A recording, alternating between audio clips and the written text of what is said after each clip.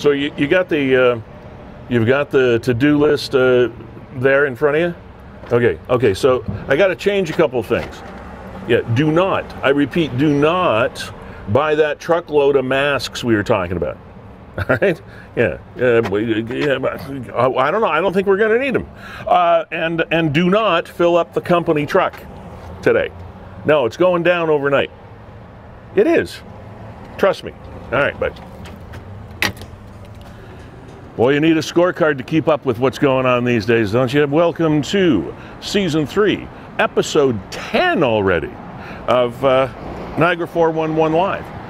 We are fueled by Gale's Gas Bars, and we're going to talk a lot about that near the beginning of the show today, because fuel is, man, has it been in the news, as we were talking about there and back in the office. But we thank Gale's for sticking around and continuing to fuel this program. Also, Performance Heating and Air, as well as Virgin Insurance Group, our sponsors, and we're heading in right now to Fiddler's Whorehouse.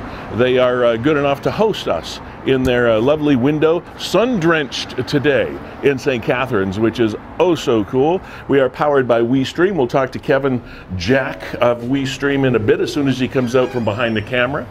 And we'll get this thing going. Gas prices and a couple of really cool guests coming on over the course of the show today. And the other cool guest would be you, because you can click in anytime you like, and we'll tell you how you can do that in just about 30 seconds. Come on in.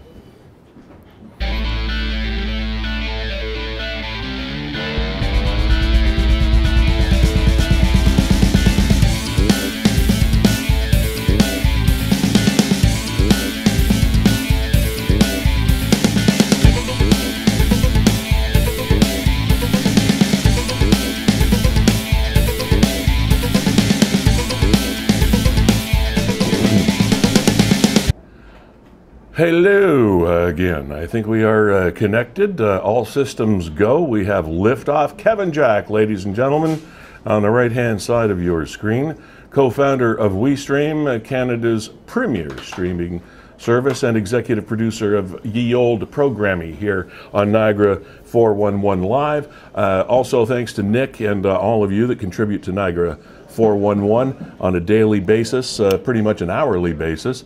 And sort of the fuel behind the concept of this program. We're the live offshoot of that concept. Sometimes we step our toes outside that bubble, and you can do that too. I told you we'd tell you how. All you got to do is exactly what it says on the bottom of your screen down there. Just click on the link. It will kick you into our Zoom room waiting room, otherwise known as the Niagara 411 Live Green Room. Kevin will make sure that we've got a good connection visually and audibly for you, and we can talk. All right. So it's think of it as a live, open line show, and instead of just doing it over a telephone, you're actually doing it here live in living color, as they say. Kevin. Yes. Just as a reminder, quickly, Nick threw this up yesterday, which was kind of cool because it reminded me as well, because I lose track of dates. Half the time I don't know what day it is, let alone what date it is. But don't jump to conclusions on that. It's daylight saving time this weekend. We get an extra hour of this nice daylight, the sunshine. Coming this weekend. Technically, it's 2 a.m. on Sunday, but you don't get up at 2 a.m. to change your clocks. You change them before you go to bed Saturday night. All right, unless you're Kevin, and then you're up all night and you can just change your clocks whenever you like it. So anyway, daylight saving time this weekend. Kevin, all kidding aside, one of the things that was a big deal this week. It's been a big deal for weeks in social circles, etc. And that's the price of gasoline. As I was talking to the folks in the office down there, don't fill up the company truck today. You might want to wait till tomorrow, because Little Bird told me that and it wasn't from Gales Gas, by the way. It was somewhere else. These people that are supposed to be able to tell the future when it comes to gas prices said that it's supposed to drop like 15 cents a liter tonight. What, tonight? Tonight, like overnight. Going down 15 cents tonight? All right. Yeah. But don't get too excited because it will go back up. Why is it supposed to go down? I don't know. Now, it has been pretty crazy. Give you perspective, I live next door to a gas station, so I can look out my window and see the price of gas. Yeah. And it's crazy. Every day it's been going up 5 cents, 6 cents, 7 cents, and day after day after day. Now, it's been a bit of a wild ride. Because we have our title sponsor as Gales Gas Bars Limited. You might surmise that we'd steer away from that topic. We're not. Everybody knows that gas prices are high. This is not a secret. It might be a bit of a mystery to some, but it's certainly no secret. And unfortunately, this past week, CEO of Gales Gas, Jessica Friesen, felt the need, and justifiably so, in my opinion, to just come out and say, hey, we know gas prices are high, but don't take it out on our people. So I'm going to, she unfortunately couldn't come on the program today. She had other appointments, etc. So I said that, I wanted to do this piece anyway. So I reached out to Jessica and said, can you come? And she said, boy, I'd love to, but I can't. But she was, earlier this week, she was on the Hamilton television station. She was in local print media, and of course, because Gales is our title sponsor here on the program, I thought it only right that we share her post. If you did not have a chance to see it, it was up on Niagara 411. We forwarded it to Nick, and Nick put it up. We know gas prices are astronomical, said Jessica's post, but it is not okay for our employees to face abuse, harassment, hate talk, etc. because of the price of gas. $20 at $1.80 a liter gives you 11 liters of gas. This is totally different than $20 at $1 a liter, which gives you 20 liters of gas. So you see where we're going here. Before you yell at the attendant or call and swear at our office staff, think to yourself, have I actually put enough fuel in the tank to move the needle? Just because your needle doesn't move doesn't mean you don't get fuel. We don't refine the product, we retail it, the same as a store that sells shirts. We are the little guy and are trying to manage these prices just like you. So to the gentleman that just called our office, swearing up a storm because $20 didn't move the needle of his F-150, we forgive you. But please don't come back. We don't deserve that abuse, any of us. And that was an official post from Gales Gas Bars. And kudos to them for doing that, because as we talk about all through COVID, etc., we've talked about that ever-present frontline worker. During COVID, it was the nurses, it was the doctors, it was the EMS people, it was everybody that had anything to do with trying to deal with that pandemic. Well, this is almost like the gas pandemic that we're in right now. And first of all, Gales is one of the few retailers in this business left that actually has service to put your gas in your tank as opposed to you. Now, they do have self-serve facilities as well throughout Niagara, but there are people that actually come to the car and do it for you in a lot of their locations as well. But even though there's somebody behind the counter inside that is just trying to get the job done and make a living so they can put gas in their own car, you know? And buy all of those things that we need. I don't understand the mentality of people that take their frustrations, and it is frustrating, I warrant that, but take their frustrations out on somebody that's not responsible for what they're frustrated with. It's like, what? Why would you do this? Nobody wants to pay $1.80 for gas. Nobody wants to pay $2 a liter for gas. Yeah, it is supposed, I wasn't kidding, it is supposed to go down, or so I heard.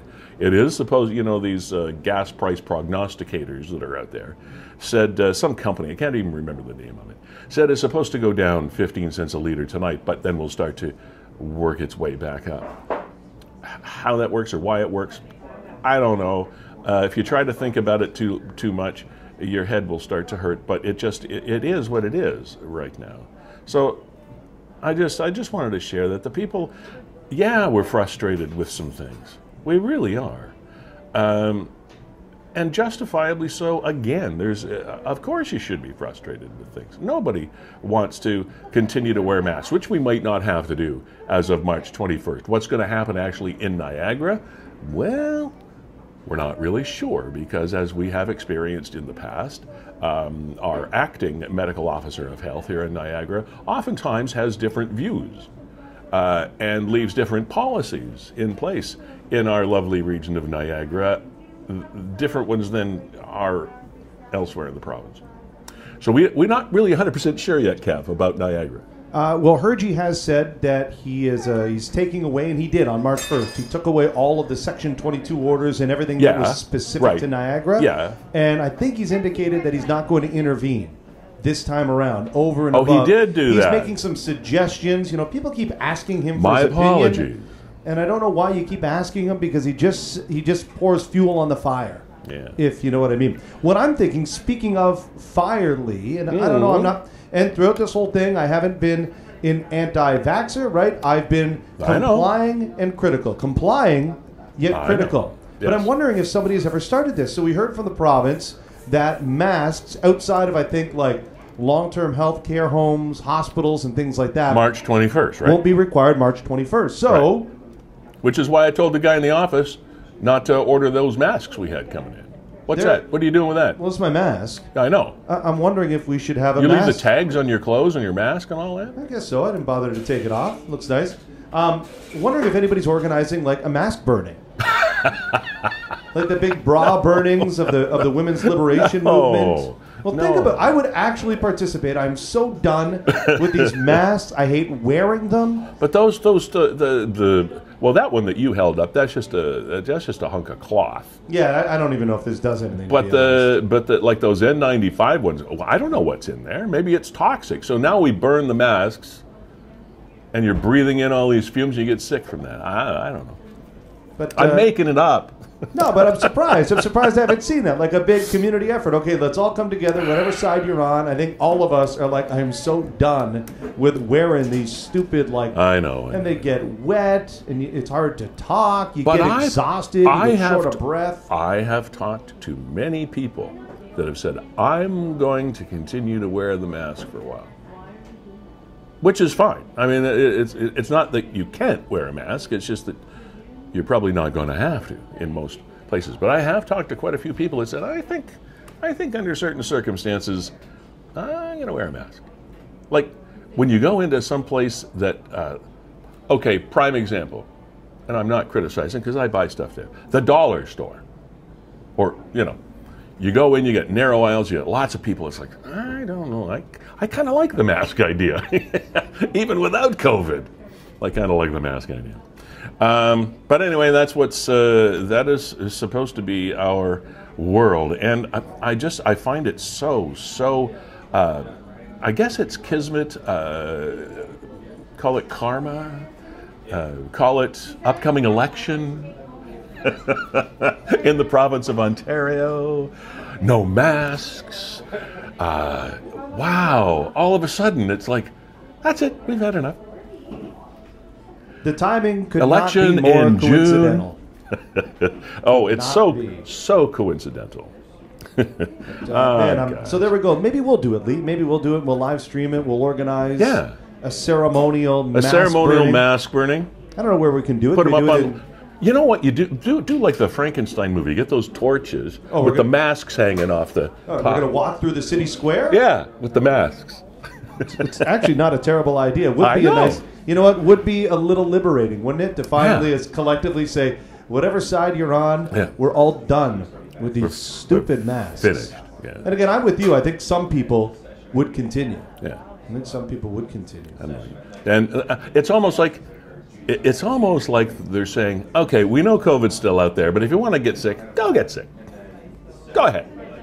It's your body, your choice, right? Oh, where have we heard that before? Wait, why don't we get a bunch of trucks in a line? And, no, never mind. That's been done. We're not going to do that. Coming up on the program a little bit later today, I want to show you something quickly here. I don't know how this is going to... See this? There. Yeah, it is comes that out better? good. Is that better? Yep. Yeah. Jeremy's Treasure Hunt by Sandra L. Bell. This is a newly released book by a Niagara author.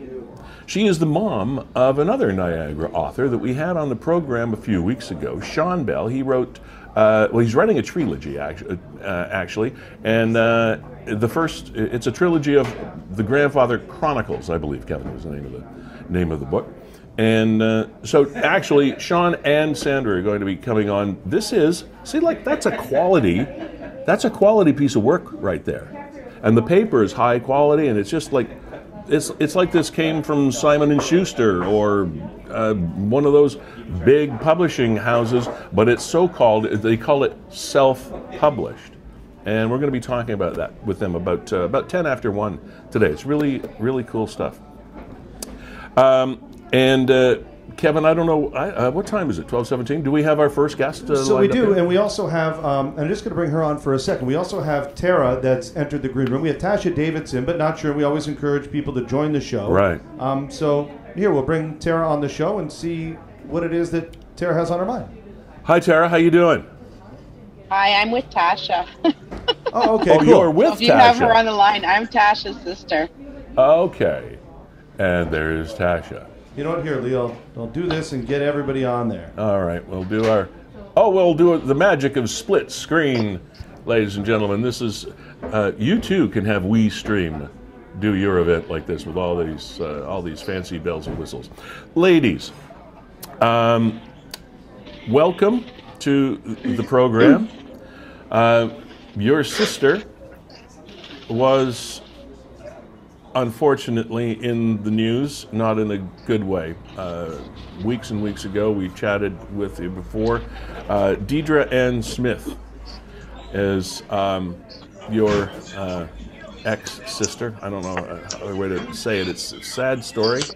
And what we were hoping is to just find out what the latest is from you. And you both have been involved to some degree with also helping to search for Trina Blagnam, right? Yes. Okay, who's going to go first? Tasha, I know that we were talking with you about coming on, so do you want to give us an update on your situation, how you guys are doing, and what you are doing right now? Well, we were just notified that Lindsay, who was only just sentenced last summer, will be starting her. She's applied for day parole to start integrating into the communities because her stat release date is this November. So she'll be out come the beginning of November. Now, and go ahead. It's just a scary thing to realize what they did to my sister.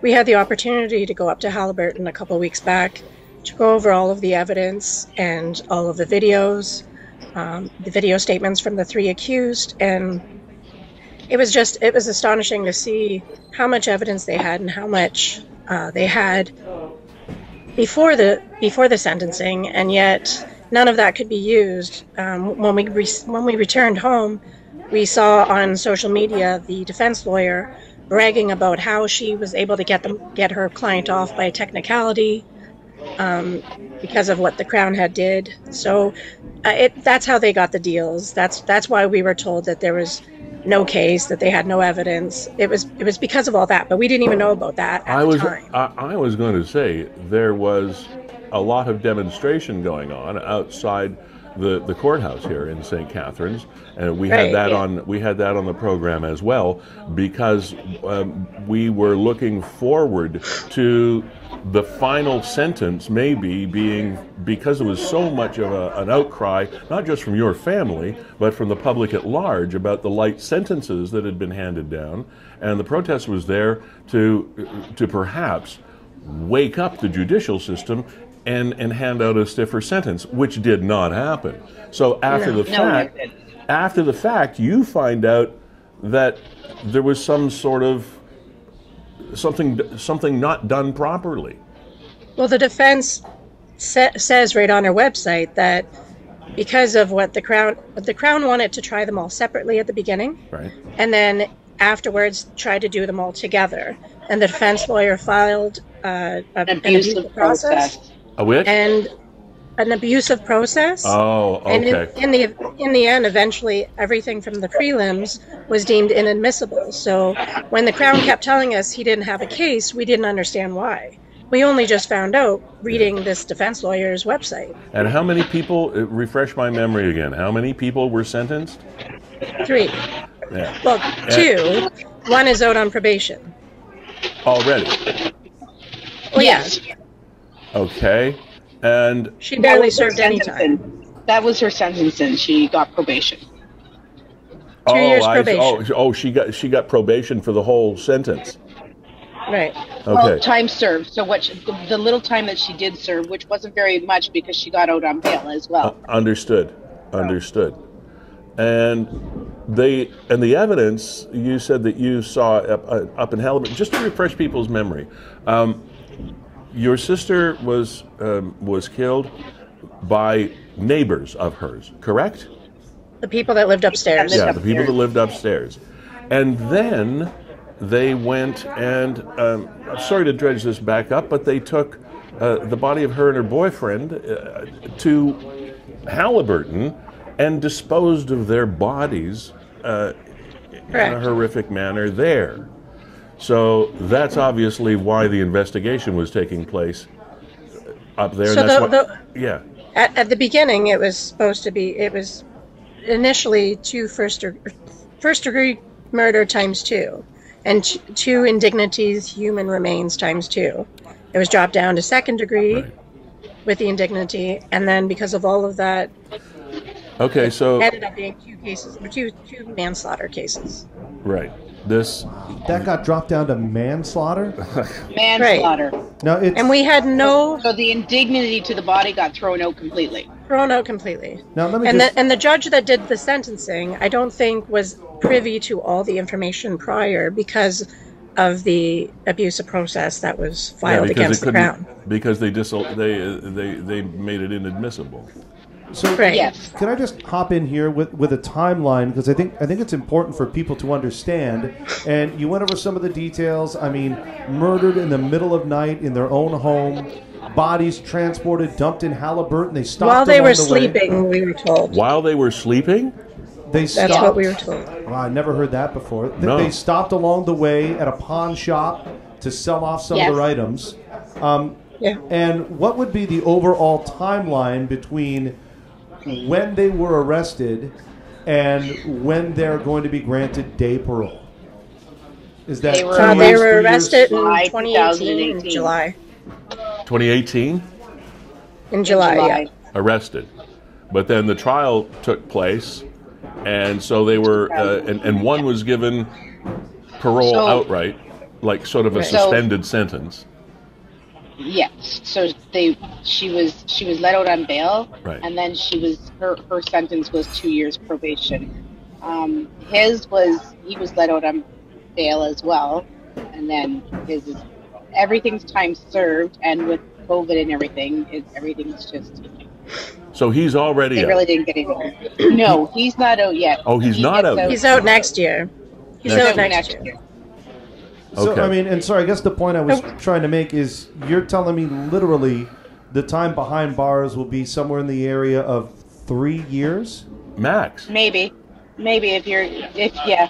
And it's not even in a maximum prison. Like it's like like they spend so much time in the place where they get assessed. Like it's just Has Other than the technicality that you've talked about already from the prosecution, from the Crown, have you been given any sort of logical reason The for Crown this didn't at even all, speak other to us. than that? The Crown never spoke to us the last sentencing date. My mom finally came, and Yeah. he didn't communicate with any of us. He didn't speak to us that day. The victim services was kind of like absent. It was just, we were pretty much alone at the end. Have you talked? We were never given a. Sorry? No, I was going to. Did the investigators, the detectives, the law enforcement people who arrested these people, have they talked to you at all? The detective from Halliburton has been our only constant. He's been our only source of information or advice or help, anything. Like, other than that, we've been pretty blind to all of it. If we knew now what we knew, if we knew then what we knew after going to Halliburton and going over the evidence, we would have fought harder for a jury.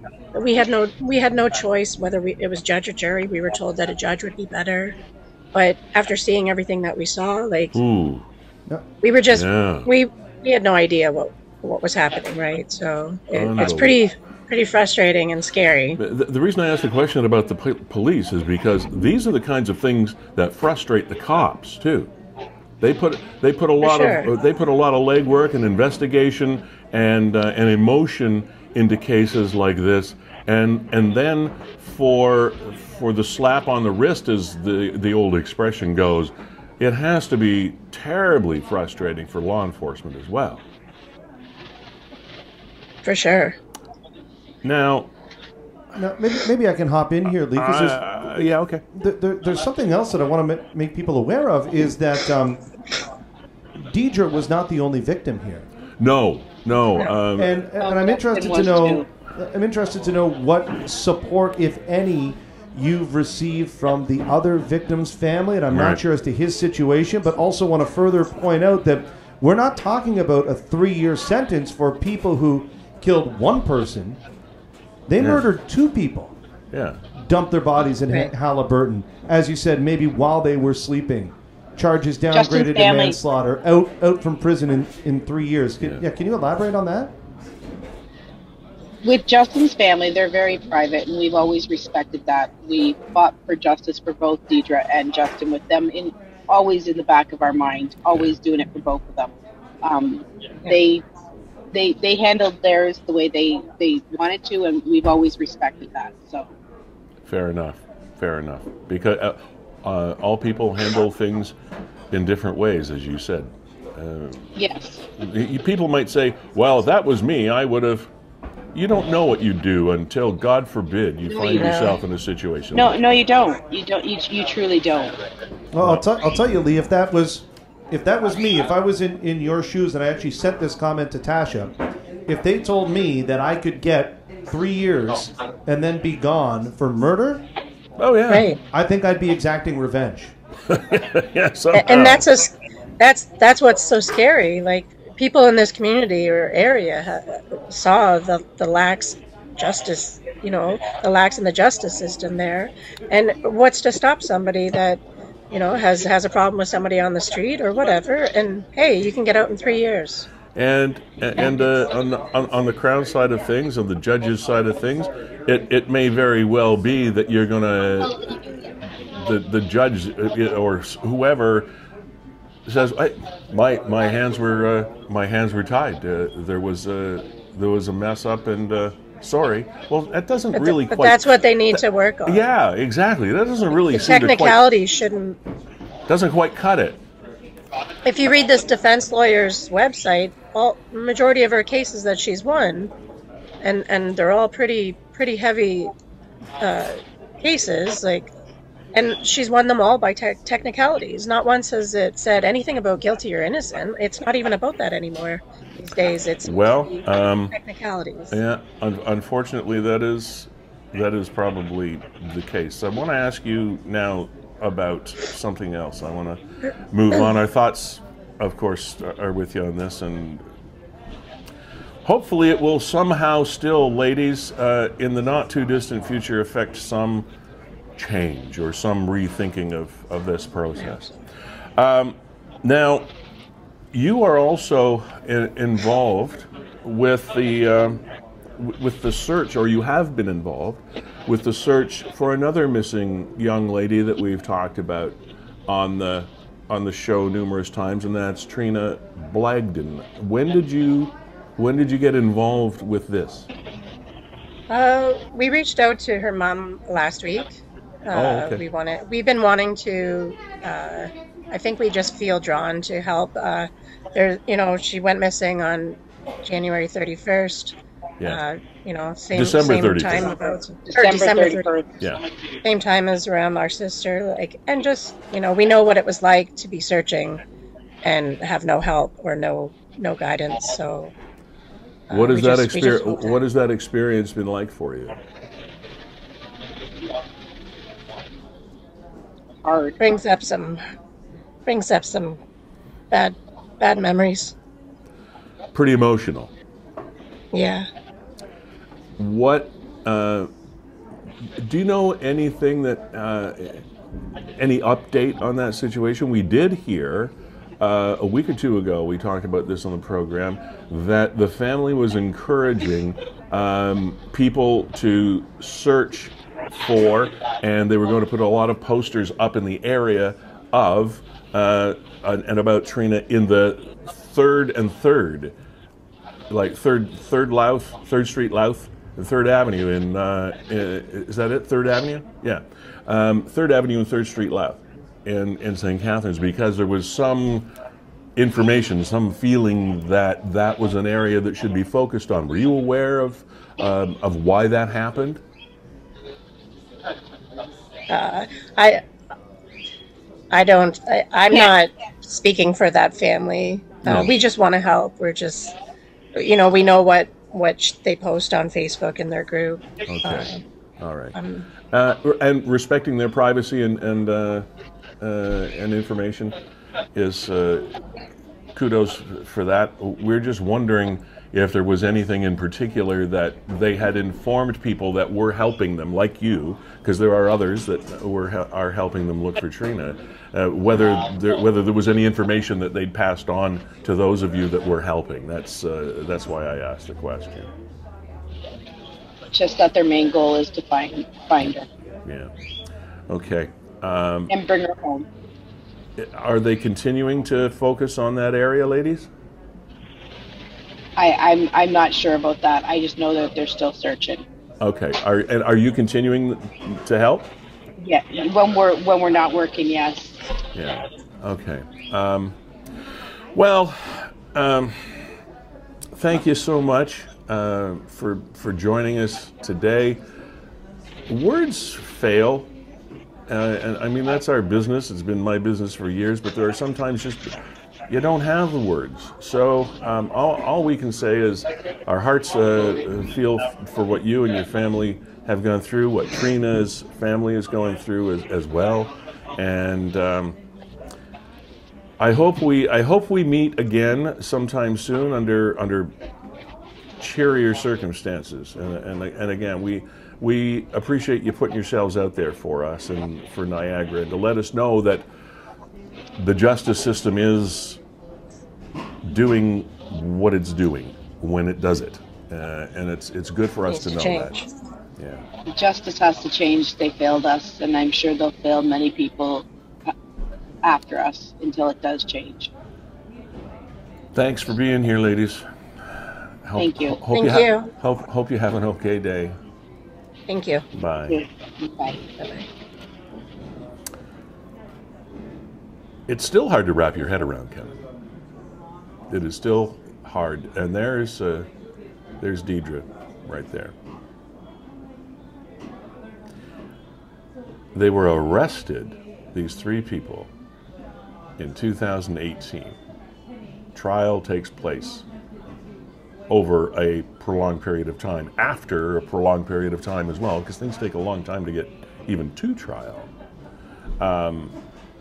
They didn't really have the power to go with their wishes as to whether it was a judge or a jury trial, but we're told that, judges, fine.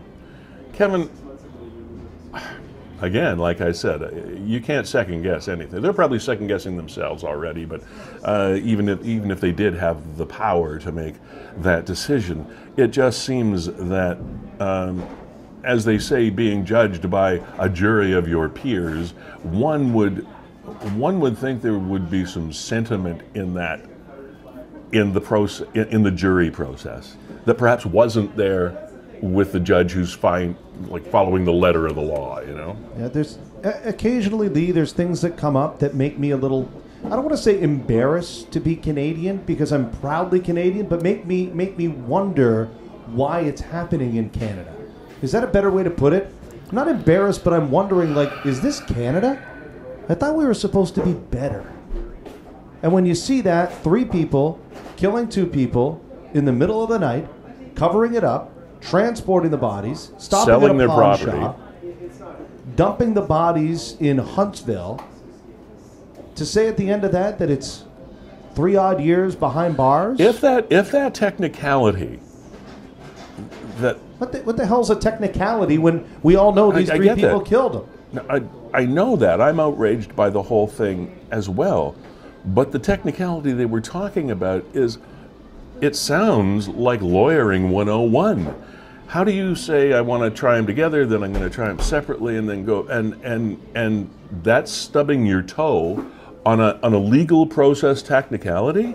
That should be prosecution 101, don't you think?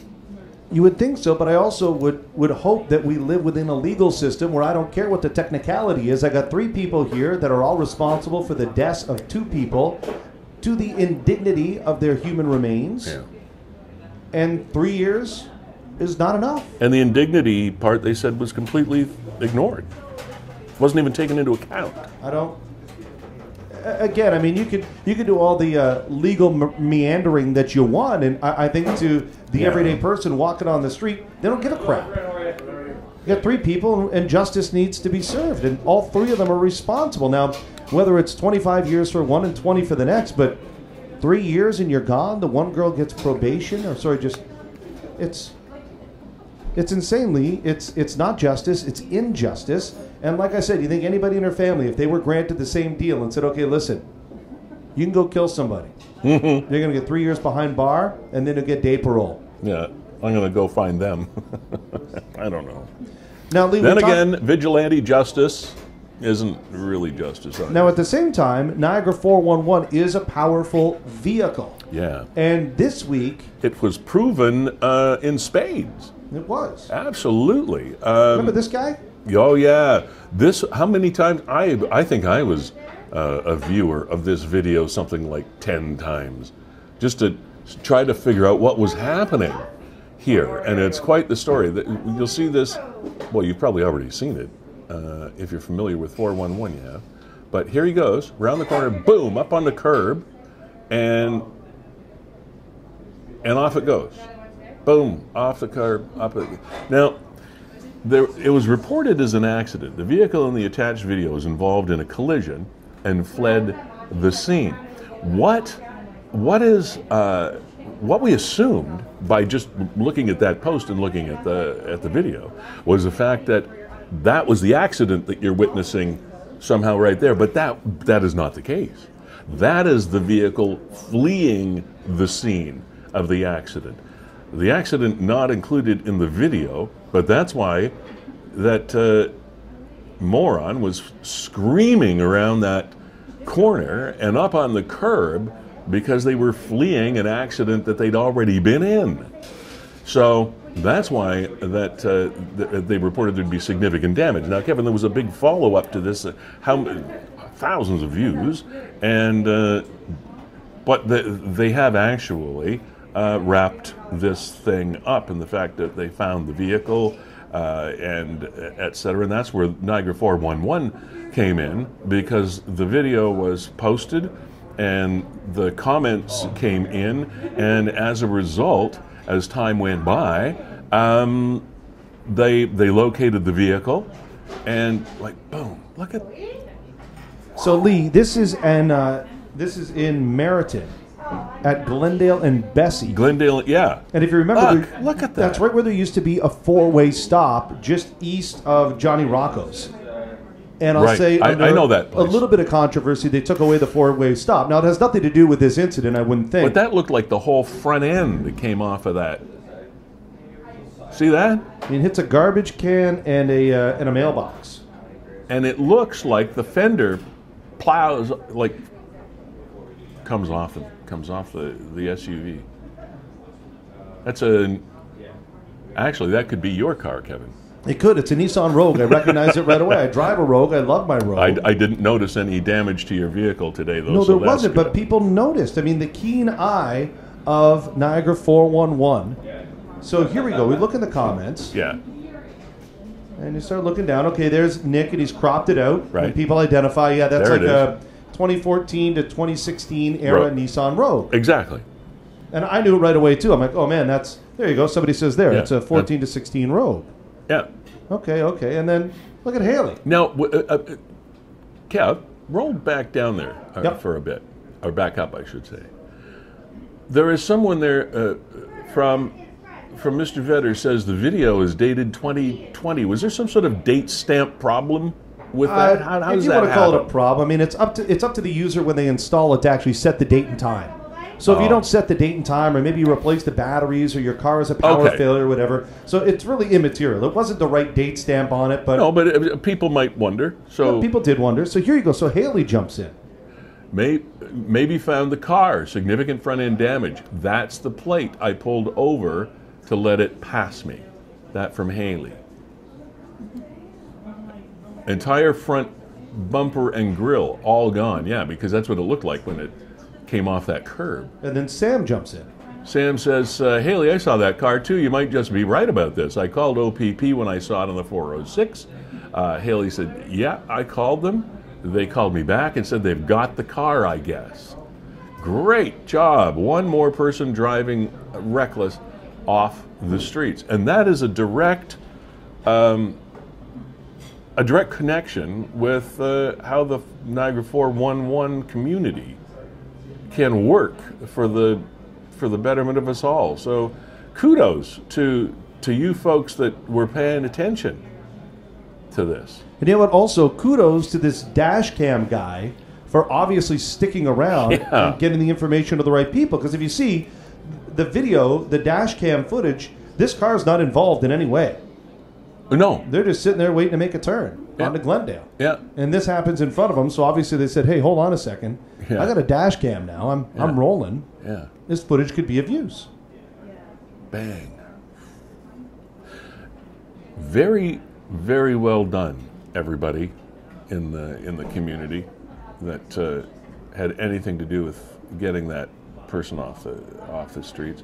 Now, I didn't hear anything about the people in the other car that had an accident with us. I understand that there were no injuries as a result, as I understand it. Now, the best I was able to glean from the comments is that just prior to that, the Rogue hit either a parked vehicle or might have sideswiped something else, and that was the Rogue fleeing from the accident. And we have had no information, am I correct in this as well, about who was behind the wheel? No, I don't think we know. Yeah. And of course, I didn't think I saw anything. If they catch up with people a day or two later, then it wasn't me. I would have called the police this morning this morning, as I was coming down Geneva Street to come in here. But the car, the truck was, I couldn't tell what it was because it was 2 or 3 vehicles ahead of me, but it appeared, Kevin, to be all over the road. It kind of went up on the curb at one point and then was moving over here and moving over there. And I know some people do that when it comes to those sewer covers that are in the road. People don't like to drive over them or whatever, but this one looked a little bit more erratic than that. And it came somehow down into downtown St. Catharines, and then I lost sight of it. And I couldn't see the license plate. I couldn't see the make of the vehicle because, as I said, it was sort of a distance ahead. But it kind of gave me the creeps, especially after seeing this video. And I thought, holy cow, that looks that could be some disaster in the making right there. And I mean, the Niagara 411 community has a large reach. In those comments, there were also people that said that they're a technician at Nissan, so I'll keep my eyes open. Oh, yeah. Right, if anybody brings it in. I saw that, yeah. Why that person didn't bring the car in immediately, I don't know. But the fact is that through Niagara 411 in this community, it looks as though the car was identified, the OPP were notified, the OPP were able to detain the vehicle, maybe the driver, and they'll go through their due process. But pretty cool. I always think that's pretty cool. It really, really, really is. And in these days when it's really hard to believe anything you see on the internet, for that to happen that way gives us some sort of faith that the tool can be used for good as opposed to evil. And while we're talking about that, Kevin, you here, just some examples of what happens on the internet that you always have to question. It's like you can't. The old expression used to be, and this was referring to the print media back in my dad's day, was don't believe everything you read, right? Well, that has been now transferred to the internet, and just because it looks like a duck and walks like a duck, it could very well be a bear.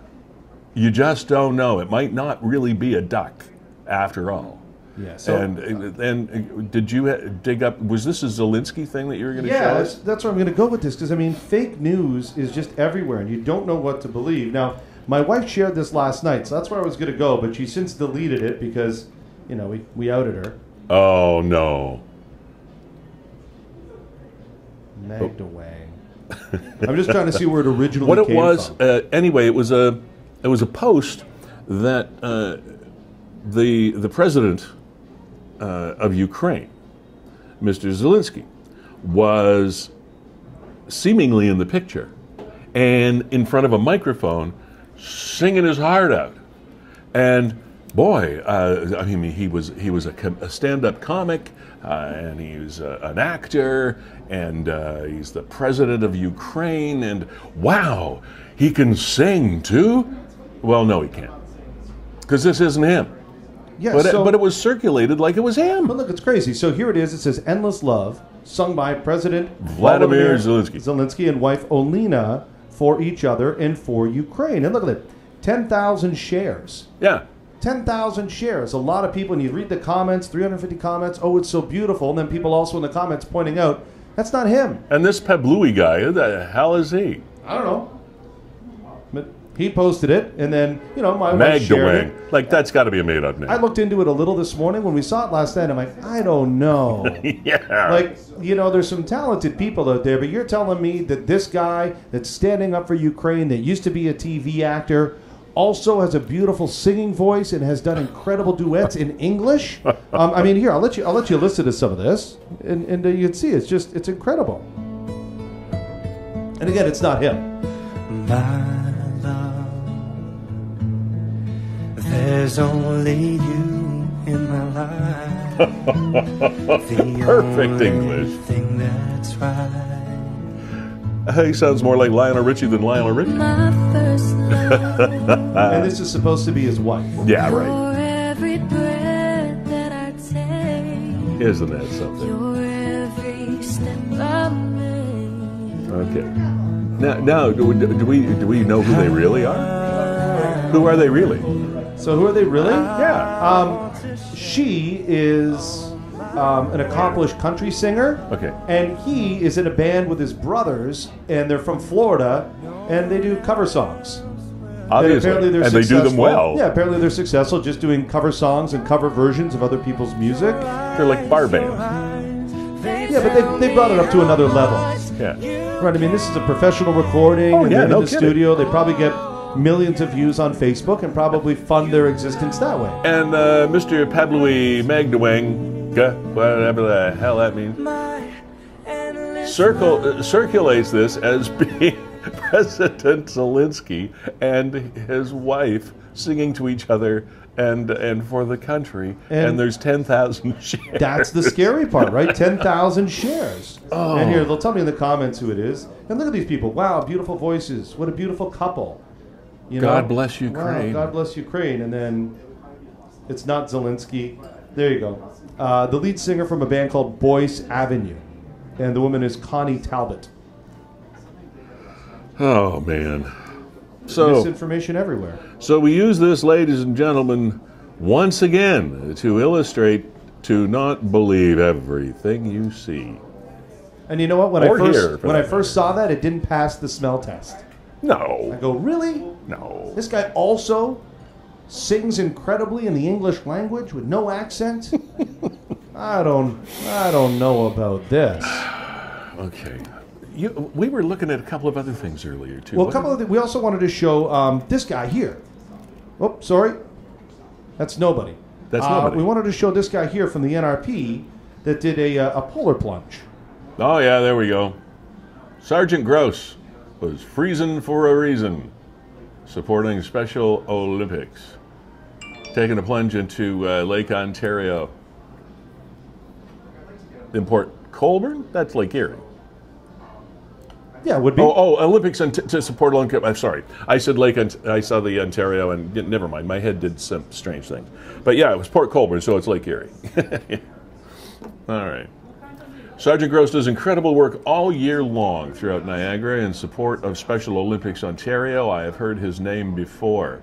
Please click this link to support his efforts. It's greatly appreciated, and that, of course, is on Niagara 411. Man, just a second. I'll get up the actual polar plunge here in a second. Yeah. While you're doing that, I do want to thank our sponsors once again. I want to tip the Beau Chapeau hat to, well, that means Beau hat, doesn't it? Beau hat? Yeah. Beau Chapeau, the Beau Chapeau. Courtesy of Beau Chapeau Hat Shop in Niagara-on-the-Lake on Queen Street, right downtown. More than 10,000 styles in stock. Anyway, a tip of the chapeau to Gales Gas Bars. It has been fueling this program almost from its inception as our title sponsor. Jessica Friesen has been in the news this week, and justifiably so, for standing up for her employees that have been used roughly and abused because of gas prices, for which they have no responsibility whatsoever. There is a post up on Niagara 411 with the statement that we read at the beginning of the program. You can go back to the beginning and see Jessica's post right there, and that you'll see the rainbow post here on Facebook that went up as well, and they were accredited. Is that the proper word? Accredited with being a LGBTQ plus supporter, business, accredited business. Yeah, and I think next week, Lee, on the program, we're going to get the body that delivers that accreditation. I've never heard of it before, and I think it's really it was cool. something new for us. Yeah, I mean, you've heard of everybody that is, they're certified in ISO, and now we're getting into living wage employers, of which Gales is the only member of the petroleum industry in Ontario to be so designated as a living wage employer as well. So, and now, I think it's a cool designation. I mean, businesses have gone out of their way in the past to put a sticker or hang a flag in the window to kind of, I say, informally announce that, hey, look, we're a gender equality friendly business here. Yeah. But to actually be accredited, I think that's really cool. So we'll track them down and get them on the show. And yes, it's a petroleum company. They sell gasoline. Gasoline is very expensive these days. They don't set the price for a barrel of oil. They don't refine it. They simply retail it. And the profit margins aren't exactly what you might think they are. But so Jessica was motivated, and rightfully so, to step up for her employees that have been abused, and sometimes in scary ways. At their stations around Niagara, just because the gas prices are high. Well, don't take it out on them, okay? But we continue to thank Gales for being our title sponsor here on the program. And I didn't make that statement because they're our sponsor. I just made it because it's the right thing to do. Period. Whether you believe me or not. Yeah, like I say, don't believe everything you hear, but as far as I'm concerned, it's the truth. Performance Heating and Air, Carlo and the gang. There, thank you also for. I know this has been a busy season for you. Winter being what it is in the heating and air conditioning line of work. You're probably looking forward to a bit of a slower period. But then again, maybe not. Performance Heating and Air, thank you. Mark Shirk, Blake Shirk, your staff and supporters at Verge Insurance Brokers Limited here in St. Catharines as well. Again, born and bred Niagara business, as the others are, that we deal with. And Kevin Jack, his partner Brandon Scram of WeeStreem. Always a pleasure to work with you, Kevin, as executive producer of this thing. This is kind of your baby. You got the idea. How long have we been doing this now? 2 years? I think it's maybe creeping into 3. Almost, yeah. I was thinking it's getting there. We got to be getting close to our 100th episode. And I think we should have some sort of celebration. Yeah. Crunch some numbers. Maybe we can combine that with the mask burning. Oh, yeah, the big mask ceremony. burning thing. Yeah. I don't know when that's Happy happening. 100. We'll have to put the pieces together for that one. But you're right, the mask burning.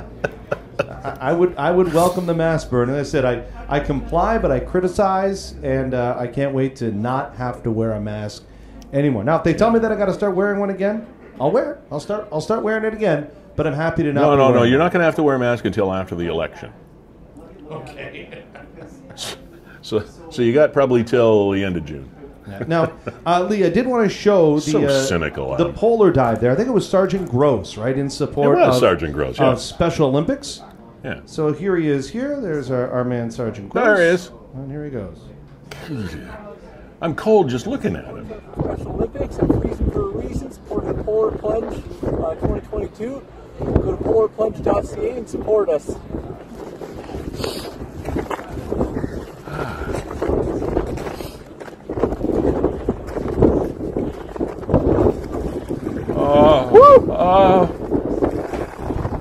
Yeah. Oh my gosh, all the way under. That's awesome. Wow. Brings up that whole Seinfeld episode about shrinkage. Oh gosh. I feel like I should have dressed warmer now after looking at that. Lee, I want to remind everybody that the show is wide open. In about 10 minutes' time, we're going to meet a new self-published author from right here in St. Catharines. But in the interim, if you've got anything to say, if you want to comment on some of the topics that we've talked about, if you want to be a part of our great mask burning of 2022, or maybe you've got a better idea, the link is right there in the post. Just click on that Zoom link, and you can be a guest on the show. Just click on that link and come on, and we'll give you some time to say whatever it is you want to talk about. You know, we could really be that easy. We could be encouraging illegal flammables. You know, I mean, we could. This could be an illegal event that we're trying to put together. You think so? I don't think there's gathering limits anymore. No, but aren't there open fire restrictions? Bylaws? What if it was ceremonial? Ah. Could we do that? Ah, perhaps so. Well, maybe we'll have to look down that avenue, Lee. Yeah.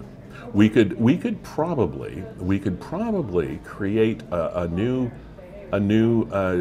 church group and have that land designated as off limits to bylaws and stuff. I don't know, just something to think about. Kevin, with regard to daylight saving time, just another reminder: daylight saving time is this weekend, and once again, expect the debate to be had as to whether we should continue this flip-flopping of time zones. So daylight saving time, you spring forward an hour before you go to bed on Saturday night. And I wonder how long it is going to take us before we see that first debate come out, be it political or social, on whether to switch back to standard time later in the wintertime. So I don't know. Now, is it Saskatchewan, Kevin, that does not switch time zones? I'm pretty sure it is, yeah. And I don't think Newfoundland switches either. But they're half hour off regardless. Well, Newfoundland Day definitely dances to its own drummer there. So, yeah, they're a half an hour either way of us. I'm just happy that it's not going to be dark at 5:30 anymore. We'll finally get to 6:30, 7 o'clock. There's a time of adjustment. Like whether it's falling back or springing forward, that first week, you'll find yourself this coming weekly, I guarantee you, that at 7:30 at night, you'll go, it's 7:30? I thought it was like 6:30. Yeah. Because it's still light out. Police departments do not like the changing of the time. There are more accidents. It's a statistic that there are more car accidents because of time changes, be it either way. It has nothing to do with the light. It has to do with your body clock trying to adjust to the time. You have to adjust your body to the clock, which I always thought was kind of weird, but there you go. And it was brought in back in World War II time. Was it not World War II that they did that? I don't know. You were alive then, not me. Okay. I have no response to that. So anyway, I would like to belatedly wish all of our lovely women in Niagara a belated Happy International Women's Day, and it is amazing when you see, yes, how far that this whole equality thing has come, and yet when you hear some stories, it's truly amazing how far we yet have to go before there's true, psychological equality between us. So anyway, to those, and we have some very accomplished women in Niagara. Well, Jessica Friesen, CEO of Gales, being one of them, and she's a self-published author as well this year. It's been a big year for her, and it's been a big year for women in general. But we still have a long way to go. Ali, you were talking about the time change this weekend and how it may bring upon accidents. There was an accident this morning on the 406 right near Glendale. And the OPP are reminding people that even though it may look, and we've had a couple of days here of warm weather, so we think we're out of the slippery and icy conditions, and that's not always true. Yeah, this was a single car mishap, and slid off the road and into the Netherlands. OPP responded to the vehicle on the 406 near Glendale, as Kevin said. Just a reminder that on the chilly mornings, the roads can be slick. When I got up this morning, there was a thin film of ice on the windows of the car as well, so that if you've got a thin film of ice on your car windows, there's some of that on the roads too. You can see the tracks there, just sliding right off the highway. Something that, speaking of that, my wife and I did a couple of weeks ago. It was on Family Day. We decided to go for a drive. And part of the drive included a drive past the falls, past Niagara Falls itself, and down to the rapids, down where, kind of toward Dufferin Islands area, between Niagara Falls and Chippewa. And looked out to where the old scow is still barely hanging on, is that old hulk. But then it reminded me of that woman from Niagara Falls, New York, that drove off the road on the U.S. side and into those rapids. She perished, and she drove in there, obviously being disturbed, and she died. But I just couldn't imagine, Kevin. The rapids were, well, they were the rapids. I mean, it was fierce looking stuff. I mean, I grew up in Niagara, and it used to be one of my favorite places to go, is just to watch the power of that river. But how emotionally distressed someone would have to be to deliberately drive off that road across the landing area, across the field, and into the rapids just above the falls. I can't imagine. I just was staring at it for the longest time, trying to figure out how that happens.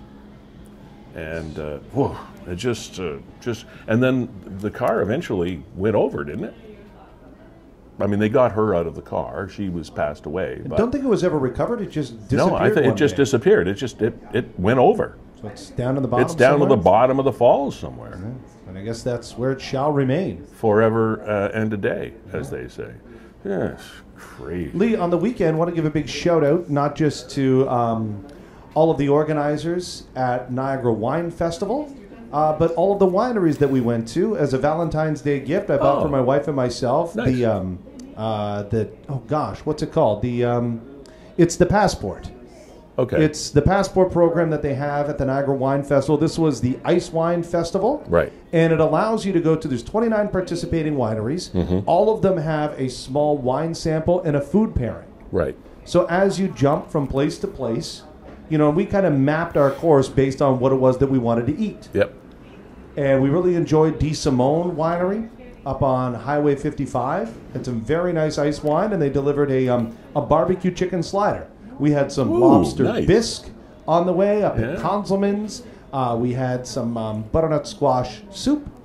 There was some rib offerings. There was a churro offering as a bit of a dessert. We also stopped at Oast House along the way just to get some beer to mix in there. And I was going to say, what kind of wine did they get? It's the Destination Passport, I believe is what they call it. They also run one in the fall, and I would encourage everybody to hop on board. If you haven't done it, it's a real nice way to tour the wineries. We also went to the Niagara Teaching Winery at Niagara College. And that's a pretty cool place. It is. Yeah. It is. I was actually there again on Tuesday. Look at my life. As part of an entrepreneurs group here in Niagara. But one thing I will say, Lee, if there's people that... I personally feel this way because I am not a wine connoisseur. Mm-hmm. I feel a little intimidated and left out when I go on a traditional wine tasting. Yeah, you shouldn't, though. I know, but I'll be honest, I don't really care. Okay. Like when the person across from me is telling me about all the notes and the tannins and the appellation and this, that, and the other, it's just in one ear and out the other because I don't really enjoy drinking wine that much. But I will. I'll do it on the sampling. With the Destination Passport, what's really nice about it is it's a separate experience from the traditional tasting bar. They don't try and oversell you. You can be at any winery for 5 minutes or you could be there for 60 minutes, just depending what you want to do. They generally give you, here's your wine today, here's the food that we're pairing with it, and enjoy.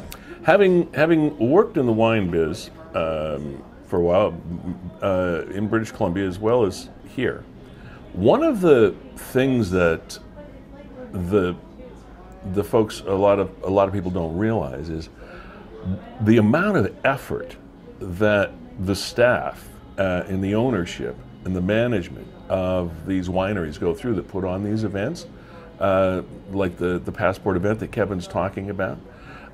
So every now and then, you can't buy wine at every place you went, or you'd have to sell your car. But you should buy the odd bottle of wine when you're doing these things as well, because there's a big time investment on behalf of all of these wineries and their staff. And by the way, the other myth that is out there is if you own a winery, you're rich.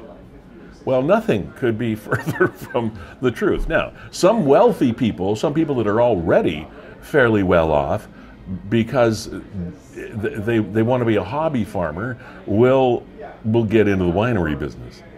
But it's very rare for somebody to come up and get into the winery business and then make their money off, unless you're one of the big guys, So every now and then, when you're on one of these tours, enjoy the tours, but buy a bottle of wine every now and then, and or 2 or 10, and support them, because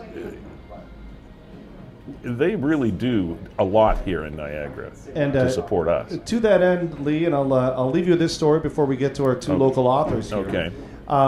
We did buy a bottle of wine Attaboy. at D. Simone Winery. Attaboy. And while we were there, one of the employees came over and explained to us that it's a small winery.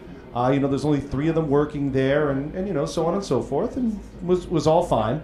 So I'm up at the counter to pay for my bottle of ice wine, and the guy behind the cash says, "Hey, would you want your bottle signed by the winemaker?"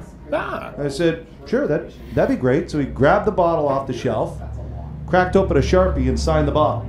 Very cool. And said, "There you go." I'm Very like, nice. Wow, Very nice. This is a nice small winery. Nice touch. The guy that's working the cash is also the winemaker. So Yeah. everybody wearing a lot of hats there, and I enjoyed it. I enjoyed all our stops. Very cool. And I encourage anybody. I think it's the Destination Passport. Something tells me I got that wrong, but it's the Passport program, and We it's know a what you very mean. cool way. It's a very Yeah. cool way to tour wineries. Very good. Very good. Good for you.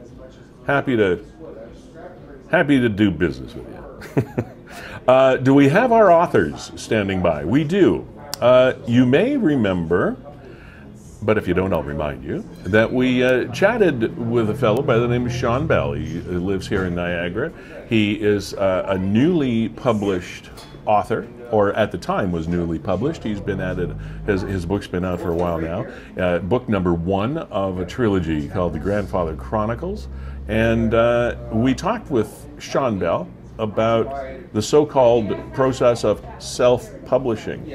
And I did the quotes because that's a very simplistic way of describing the process. And we're here to talk with Sean again because Sean's mother, Sandra L. Bell, has entered the fray as well. So now we've got the whole family here that are writing books.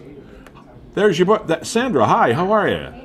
Hi, Lee. Thanks very much for having me on the show. Oh, it's our pleasure. Congratulations. This is a really high quality piece of work you've got here. This is great.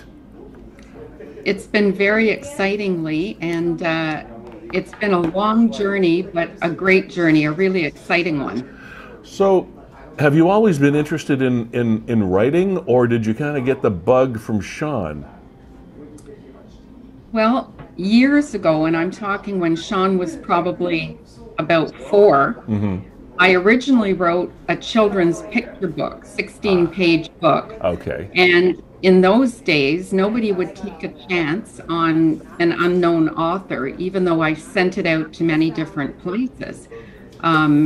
So that kind of got put into the back shelf of a drawer. Right. Until 20 years later, when Sean graduated from media arts, and he found the book and he said, Mom, you should do something with this. Okay. So from there, I looked at doing a kid's screenplay, again, not thinking an unknown doesn't have a chance of getting a screenplay done. So we decided to turn it into a book. So this has really been a journey of evolving from 16-page picture book to a screenplay back to a children's book. So it's been interesting. Jeremy's Treasure Hunt. So this is an overnight success that's been 20 years in the making. Well, we'll have to see how the success part goes, but I've had fun with it. One of the things that I was struck by was the quality of not just the materials, which are very high quality, but the entire thing, from the print to the back and the credits, and it's just crazy good. And what I wanted to talk to you about, and I know Sean's with you there as well, and you guys can go back and forth if you want, but this so-called self-publishing thing, we went into that a little bit with Sean. Now, you actually partnered with, as it says here in the back, Friesen Press. right? Correct. Walk us through that. Walk us through your experience with that, because you actually don't print it yourself, you don't bind it yourself, but you become a client of theirs, or they become a client of yours, I guess. How does that work? Yeah. Well, I looked at a pure self-publishing route where I would go through Amazon, and then you find your own editors, you find your own, it's a real do-it-yourself, and Lee, the whole project was daunting. So I started to look for self-publishing and wanted to hopefully keep it Canadian if I could. Right. And I found Friesen Press out in Victoria, BC. Okay. So with the self-publishing route, the big thing is they don't have to accept you if you choose the package that you want for X number of dollars, and they will self-publish it. So I chose probably the top end package because I wanted to have constructive criticism and a good editor, and I wanted good feedback for the work that I'd done. So the package that we chose included editing, and it also included a section at the end on marketing. Now, my thinking, I'd write the book, I'd work with the editor, which was a much lengthier and more exhaustive process than I thought. But I figured at that point, my work was done. I didn't realize that you're probably 1/3 of the way through, because 2/3 is the marketing, which I've been fortunate enough to have Sean look after for me. So the self-publishing route is a good way to go because they look after the copyright, they look after the printing, they look after the editing. I had my own artist, but they incorporated her digital images into the book. So everything was done professionally. I never could have put something like this out on my own. But it's still pretty work intensive for you. I mean, you've got to be pretty close to it every step of the way, correct? It was much more work than I anticipated. I figured once I'd finished the book, I'd hand it over, and that would be it. But we probably had 3 rounds of editing. So I'll give you an example. You hand your book over, you think you've done your work. Right. The very, very first look at my book, they came back to me and said, "You've written this in present tense. You've got to go back and change the whole book into past tense." Oh my so word. Just to give you an idea, and I thought, oh my goodness. Why didn't they want it in present tense? And I don't know if this is part of the author's society. I'm not sure why. But when I did some Googling, definitely it was confirmed that you should be writing in the past tense. Apparently, they say that it gives your readers more latitude for imagination. Ah, okay. If you're writing in the present tense, you're kind of telling them, this is what we're doing, this is what you should be thinking, whereas it's the past tense, it just gives your readers a much broader range to envision how they'd like to see the book. I would think, though, that now that I'm thinking about this, because I love reading, but is at the end of the day, it would probably give you as an author a little bit more flexibility too, would it not? Or not so much? It just would seem to me that you'd find it so much. I just thought you'd be able to maybe make more references to historical things or whatever, something like that. I don't know. It just seems interesting. You're correct. In the description, right, when you're able to leave the present tense, then you can add more flavor, more color to the book instead of just directing a person down a certain path. But that was a big one, Lee. That is a big one. Like they said, you've got to do this. It's not like absolutely we suggested. It said you got to do this. And they said you've got to do it. and they don't do it for you. Well, no, that part, no. And I figured, and I'm open to constructive criticism, and I did a little bit of homework, and I realized that they were right. Yeah. Interestingly enough, apparently one of the few books that have been done in present tense and was successful was Game of Thrones. But now I've been watching, most books that you look at are definitely written in the past tense. So very interesting. And I figured, you know, I'm paying them this money for their expertise. I should listen to them. They're the experts in this. So this is obviously a children's book. Yes. A book turned screenplay back to book.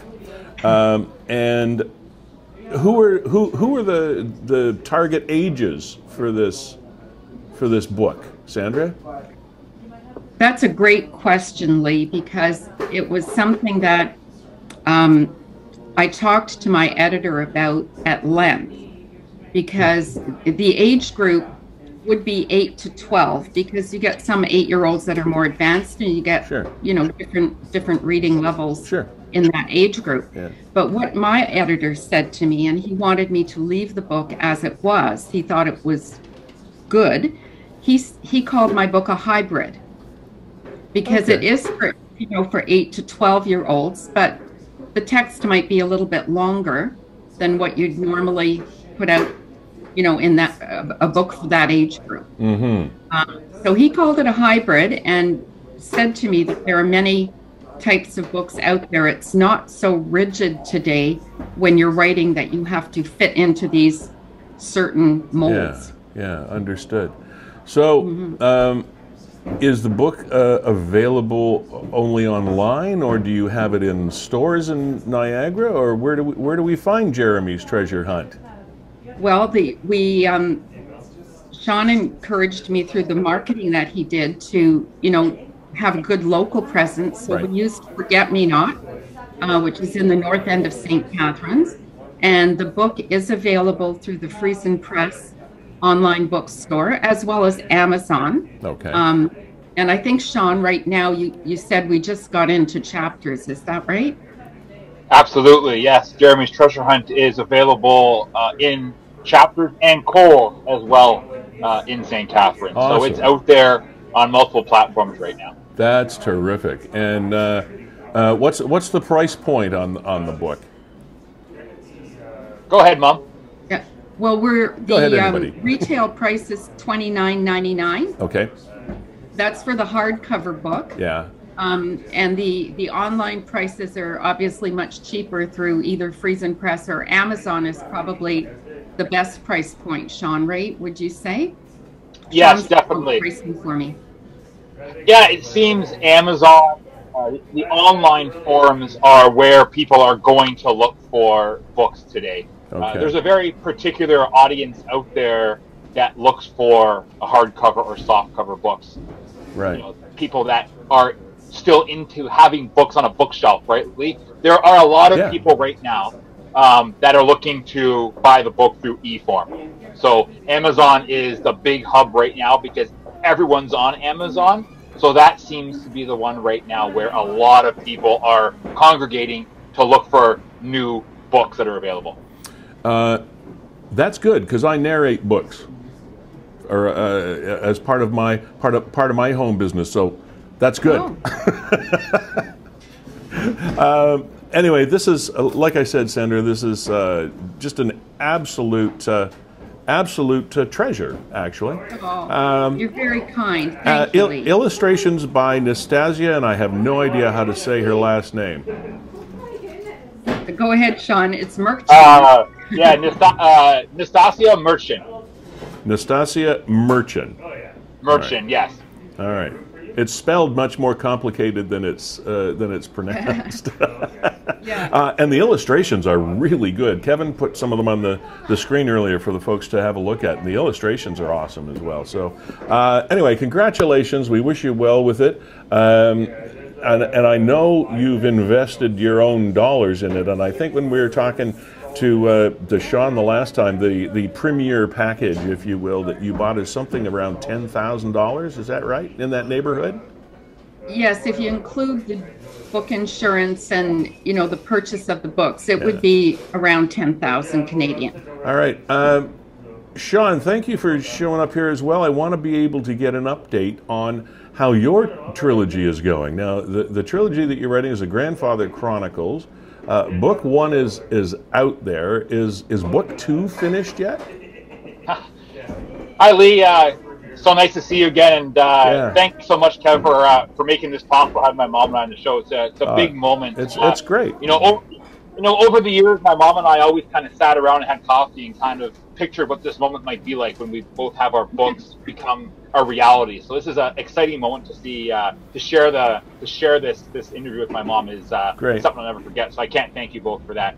Yeah, so with respect to the Grandfather Chronicles, the one thing I have to add to people who are watching is my wonderful mother. The book itself is based on my mom's side of the family. So my mom's father is actually the grandfather who inspired me to write the Grandfather Chronicles. Cool. So great. It's a pretty amazing feat to have, to be able awesome. to write about such loving experiences I had, and to publish with my mom is something incredible. So it's just makes this moment that much more special. But yeah, so book 1 is available right now. Book 1 is doing well. It's out there now. I'm engaging with a lot of different people on a daily basis with respect to emails and people interacting with me on the social media platforms, and it's just been a wonderful experience. So book 1 is available, very much like my mom.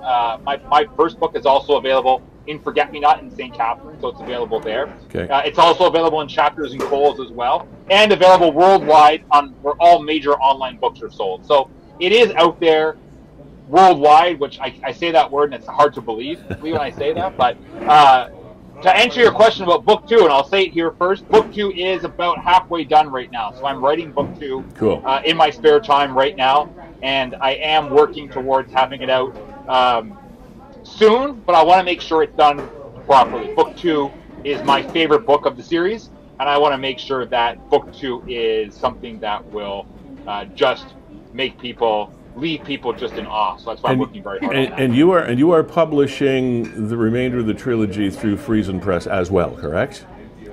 Yes, that's the plan, Lee, to go through Friesen. Just like you mentioned and said very well, that the books just look so professional. The end product that Friesen Press produces is, as we've talked about off camera, Lee, is in comparison with how professional books look in stores put out by the big five, right, the traditional publishers. So yes, I like the idea of going with Friesen Press because I really think, and my mom and I have spoken about this, have your manuscript as close to proofed as you possibly can before you approach Friesen. Right. Have it in the best possible shape so that when you go into Friesen, you're ready to go in with the best possible version of the edit you have. They may have suggestions like my poor mom was saying, switching her entire book to past tense. Right. I mean, that was a massive endeavor for her because it just took, it's just, like I said, you're on a timeline with Friesen, right? Like they want you to produce it so they'll give you a window, right, and they want you to stick to that window. But it's a fine line to make sure you're not rushing each step and to make sure that you are doing the very best at each process, right? But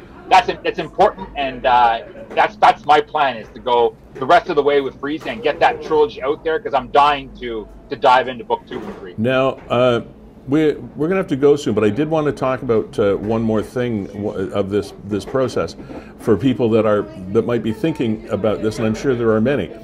And that figure off the top is going to probably scare some people. Like, whoa, 10 grand to work with these people to publish my book. It's a process. Tell us how the process works, that you sort of can recoup some of that or make it worthwhile down the road. I mean, it's not as daunting perhaps as it seems. Am I getting it right? Do you want to go ahead, Mum, or do you want me to kind of weigh in on that?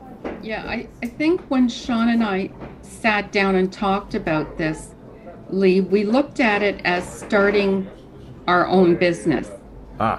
So compared to buying a franchise or doing something else, to me, the investment of $10,000 was much less.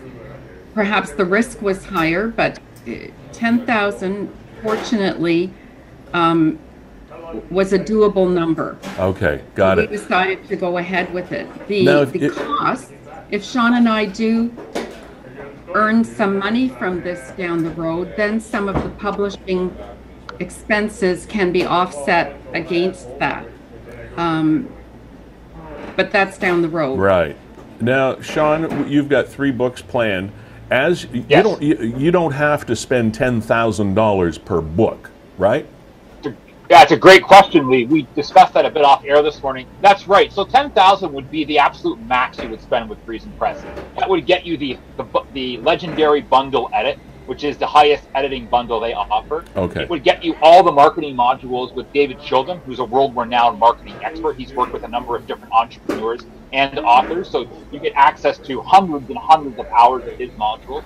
You also get access to Friesen Press's website tutorials. So they have people who will work with you through the promotions process. So for someone like myself who was very green when it came to marketing, they provided a lot of tutorials and coaching hours to help you put a marketing plan in place.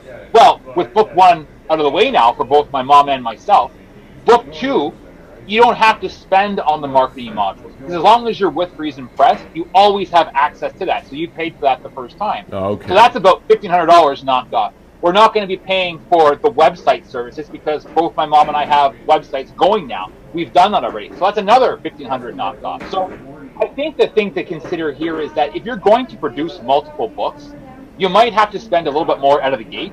But once you're going into your second or third or fourth book, it's essentially just choosing what kind of editing and publishing service you want. How many edits do you want? So the big thing I've learned is that try and get it edited to a point that it's in the best possible state when you submit it to Friesen. So you can save a little bit more on editing. Yeah. But long story short, you're going to save a lot of money if you produce more books through Friesen. And what? Pardon? So the only thing, Lee, I would add, if I've got time, is the marketing part. When Sean was talking about the wonderful marketing resources that they do give you, are excellent, but you need time to go through that. Because I was working when I did my book, my thought process was I would write the book and that was it. Unrealizing the amount of time that would have to go into marketing and specifically social media marketing. So I think anybody who's contemplating doing something like this, yes, getting the book out is time consuming. You have to have the time to put into the marketing. It's enormous. Good point. Bells. Sandra L., Sean R., thank you very much for joining us. Good luck with Jeremy's treasure hunt, and also, Sean, we look forward to book 2 of the Grandfather Chronicles. I guess before Christmas, you said it might be coming out. So that's the plan. Okay. Well, we'll let you get back at it. Again, congrats. Thanks for joining us on the program. It's I think it's probably answered a lot of people's questions that might be wanting to do what you've done. So appreciate the information too. Lee and Kevin, thank you very much. You are welcome. My pleasure. Thanks on behalf of Kevin for the book. Bye. Bye. Thanks so much, guys. Okay. Kevin, we're pushing the needle on the old clock on the wall here. Who have we got that is going to be playing us off the stage this week? We featured her before, but I don't believe this video. Sleepy Jean and By the Ocean Side. All right. So a music video came out 5 months ago, so another local Niagara artist being featured right here on Niagara. And if anybody is involved in a band or a music project and you actually have a music video, please drop it in the comments, because we'd love to feature. We always, at the end of the show, just like a lot of great shows, you got the musical guest at the end. So this week our musical guest is going to be Sleepy Jean. Cool. Season 3, Episode 10 is almost in the books. Fueled by Gales Gas Bars Limited. We thank you for that. Also, Performance Heating and Air, as well as Verge Insurance, powered by WeeStream. Kevin, always a pleasure to work with you. And again, today on this episode 10 of season 3, St. Patrick's Day is next Thursday. So it could be a bit noisy in here for you, but we'll be back. Have a good one.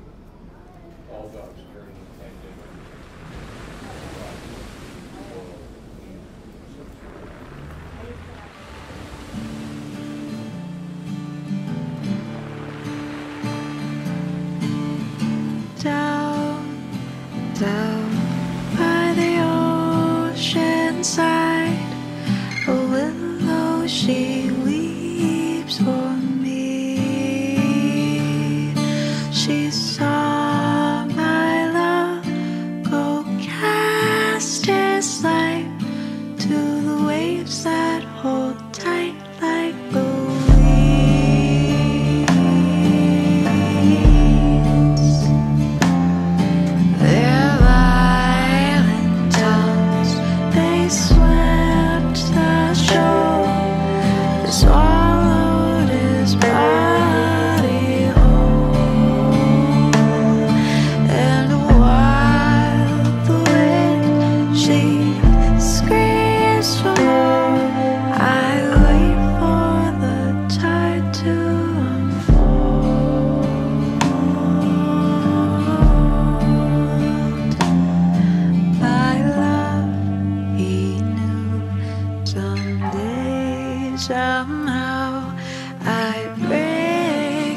is far